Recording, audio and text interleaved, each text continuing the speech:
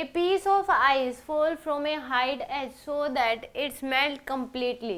Only 1/4 of the heat produced is absorbed by the ice and all energy of the ice get converted into heat during its fall. The value of h.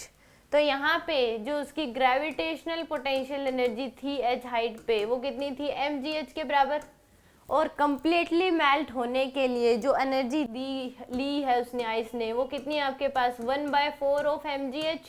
ये किस में use होगी, उसको melt करने में, completely melt करने में जो हीट एनर्जी ली है वो कितनी है 1/4 mgh. जो mgh टोटल एनर्जी थी उसके पास उसका 1/4 ही उसने ली है.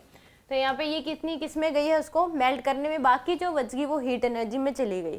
तो यहाँ पे और डेल्टा क्यू की वैल्यू जो होगी वो क्या होगी m इंटू में एल के बराबर, मास इंटू में लेटेंट हीट. ये हो जाएगी आपके पास टेम्परेचर बढ़ाने में जो एनर्जी आएगी. तो इन दोनों इक्वेशन से फर्स्ट और सेकंड तो इनको इक्वेट कर दो तो ये आ जाएगी 1/4 mgh इक्वल टू क्या हो जाएगा m इंटू में l.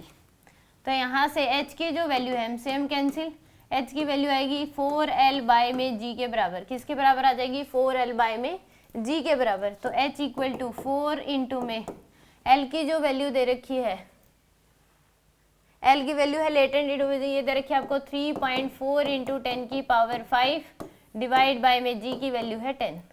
तो यहाँ से आपके पास आ जाएगी 4 इंटू में 3.4 इंटू 10 की पावर 4 तो 13.6 इंटू 10 की पावर 4. तो यहाँ पे आ जाएगा आपके पास 136 इंटू 10 की पावर 3 तो यानी कि 136 किलोमीटर. ए ऑप्शन क्या हो जाएगा इसका करेक्ट होगा. यानी कि इसमें टोटल एनर्जी इतनी थी, इसका 1/4 उसको हीट टेम्परेचर बढ़ाने में चल गया, यानी कि कम्प्लीटली उसको क्या कर दिया 100 डिग्री सेल्सियस पे आइस जमती है हम ये मान के चलते हैं, तो उसको टेम्परेचर 100 से 0 करने में जो हीट एनर्जी यूज हुई है वो 1/4 ऑफ mgh हुई है.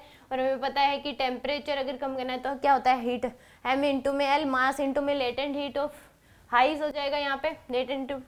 तो यहाँ पे इन दोनों इक्वेशन को इक्वेट करके h की वैल्यू आ जाएगी हमारे पास.